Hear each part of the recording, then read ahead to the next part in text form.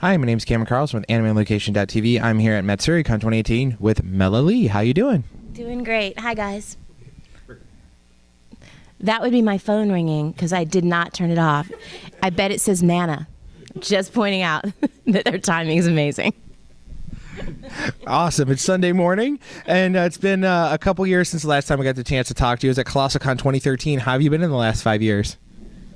Pretty amazing. Thanks, guys. I remember that interview. It was pretty good. And I was in a car accident. I broke my back. I was paralyzed, learned how to walk again, got cast in a few really good shows, and I'm doing a new album. But other than that, it's been super slow. How have you been? You got in a car accident and learned how to walk again? I did, but the cyborgs put me together in one piece, so I'm looking okay. Yeah, you are. So since last time we talked, you know the Fate series was kind of on a little bit of a lull, and now it's come back really, really strong with the last 5 years. How's it been to, you're one of the only like 4 characters in the whole series to like have a prominent role. So what does that mean for you to like always be like somehow, some way in a Fate series? I ran down here, you guys, and I'm like having like a total moist moment. So I'm just super excited, and we're like super close in time. I overslept and barely made it to the interview. So thank you guys for appreciating my moist excitement. No, actually, KG Tang and I were, it was one of the first major releases, that and Miraculous, after my accident. And we were at Anime Expo, and just looking at it on a big screen, it was stunning. The art, the writing had, when Fate first started, it was more of a game that kind of turned into an anime.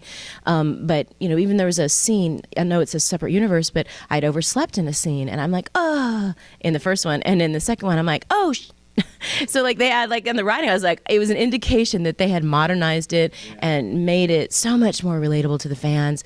It was a no BS script, and there are some just not only gorgeous moments in writing, but especially in the artwork and photography. I actually watched the original that you did as just Fate Stay Night, all the way back, and I have each individual disc with the original Bandai labeling and logos and everything. Yeah, a lot of fans, because Funimation picked it up when that all went away, so I actually have the original Bandai release. I appreciate it. Yeah, it was. Trust me, it was easy and hard to get because it was buy one get one at FYE at the time, so it worked out. So going into more of our fantasy theme here for Matsuricon is that you're also now part of the Fire Emblem team, working on multiple games, several different characters. What has it been when fans come up to you and they're like, I like this one, but I don't exactly like that one, or I like this one even more, or they just love all the characters you've done? So what's it like when you get fans to just come up to you like, I love you in Fire Emblem stuff? Speaking of dragons and fire, still sweating. No, I haven't actually had fans say they don't like it, so thank you, those 5 fans that hate it, for not approaching me and crushing my soul. I grew up, my mom is British, and so I appreciate the sensibility of Tiki, but I love, again, just like with Reen, that I was able to play an older and a younger version. Difference being that it's like thousands of years versus like a few hundred. But I'm just touched and amazed at the popularity of the game, and really excited to be a part of it. And I don't know if you guys have checked out Lindbeck and Lee, but one of my besties, Erica Lindbeck, we're always trying to find ways to be in the same universe. So she's now in the Fate universe as Mordred. She is Celica in Fire Emblem. So we're going to keep the trend going. So we're pretty excited to be in that together. And now you talked about Tales of the Ladybug and Cat Noir, which we have a couple of other people here this weekend for. It's one of those weird shows that it's hitting the 30 to 40-year-old range, plus also the younger kids too. Like, I have friends that are 30 years old that are like freaking out about the show. So what's it like when you have a show that just brings every age group together, and you're part of one of those types of shows? I love this mic pass. I feel like we're at Wimbledon. No. So for Miraculous, I mean, I love my vampire shows and zombie apocalypse and death and dying, and it's the end of the world is like what 60% of gaming is, and animation. But to have the Miraculous crew, I think Max and Keith and I were at our first San Diego Comic-Con in 2016, I think it was, and it had just come out, and Bryce couldn't be there. He had a family commitment, and we were like, well, who's going to be even interested in us? But hey, we're here. Oh my gosh, there there were like thousands of people, and the excitement and the positivity.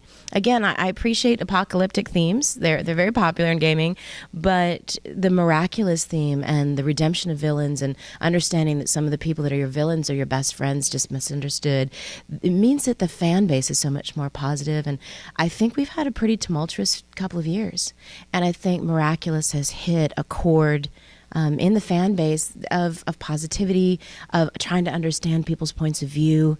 And I'm just really blessed, not only by being in the show, but the response from the fans is very personal. We just got the Teen Choice Award, so it was pretty exciting, right? Yeah. It was. I remember my Instagram, me of little faith, I said it's an honor to be nominated, but gosh, it would be cool to win. Yeah, he had talked about how awesome that was. And again, some people are able to catch you now on Hunter x Hunter on Toonami. And what's it like going back and, having people see you every night on Saturday nights, hear you on TV? Well, mind you, I'm the character with dreadlocks in that, so I'm not on every night. They got rid of me early. It's a thing that happens. We're going to work on it, Hollywood. We're going to work on it. No, but Keith is a really great, he'll do a lot of live tweeting and live Instagramming from Toonami, and I love being a part of any franchise that moves the fans like that. So even my little corner of the universe as Canary, I completely appreciate it. I hate to admit it, I always keep missing it. So, like any of. I didn't know that I had. Yeah. See, that's the cool part. It's fine.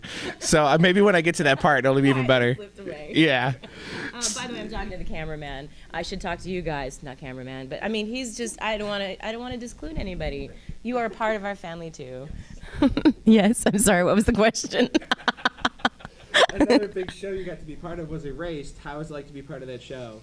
Well, I really love the cast and the directing, and it's such a beautiful show, and it's like I'm a subtle villain in that. And again, it's kind of like Miraculous, where we're reminded that that each of us has the ability to be both hero and villain. Again, it's another show I need to watch. I'm way behind on watching shows. Another thing that I think fans may not know is that you are a singer and that you are a part of the band Magnolia Memoir. What's it like being part of the band and able to express your emotions and story via music? I actually listened to a few tracks in order to get a feel for it, and I actually kind of like the weird southern mixture of things from down south. So what's it like when you're able to express yourself? Because I realized that when I was listening to a couple of tracks, this is really truly the band expressing emotions and feelings of very serious topics. What's it like for you to be able to give that and have fans potentially check it out like I did? Oh, well, I love when people describe it as weird. I'm just kidding. I don't know. No, of course it's definitely a flavor. Yeah. I think we have a lot of the British and Southern influences in there. We have some Commonwealth musicians as well as Southern, and our Philly guy who's off with Christina Aguilera right now. So we have to borrow him in between her tours. But we have a new album coming out on September 22nd. I don't know when the interview comes out, but if the album is already out, you should check out Magnolia Memoir. It's called Steal the Stars, and we definitively go into our alternative rock and mode, and Afterlife is super catchy. You might actually like it. Very 80s with a fantastic video. So I love singing. I love using my voice. Getting to do that for a living is nice. We obviously know about the pesky NDAs that you have to sign. So what are there any potential shows you want fans to check out that are currently available that we didn't discuss right now? No, I think you pretty much covered it. We've got Berserker. And anime, there's quite a few choices. I'm excited about some games that are coming out, like I can't talk about. It's like you're like, oh, I get to be this amazing villain in a story that's super popular that comes out in October of 2018, and it's like life-changing, but I can't tell you about it. And then there's this really cool game that absolutely changed my life, and the fact that I get to be in the universe, and I get these really cool like Princess Leia buns. That's all I can tell you about the game or the character. I hope I didn't just break my NDA. And then there's this other game that is gonna just destroy you guys in April of 2019. And yeah, it's so fun when you can't talk about all the good stuff that's happening. We totally understand. Now, where can we follow you online? Via Twitter or something like that? And then a final message for all your wonderful fans that have been giving you so much love and support through all your many, many projects. We have. You can find me at the Mela Lee, at gmail.com. You go ahead and email me, or the Mela Lee at Twitter, the Mela Lee at Instagram, and it's TheMelalee, and at Magnolia Memoir, Magnolia like the flower. But if you're on my social, you'll get to know more about the music. And I just want to say thank you. I mean, being in the hospital and 4 years ago, I had all of these messages from fans. I had directors from anime, from ADR, Good Wife, Breaking Bad, like all of these amazing people in Hollywood came together to take care of me. And I think it was another childhood. I didn't realize quite how much love was out there, but I just, even recently my father was in the hospital, and the hundreds of messages that I received on my birthday for me and for my father, he's doing great, and I just want to say thank you. It's a family, and I'm super honored that you're a part of my family.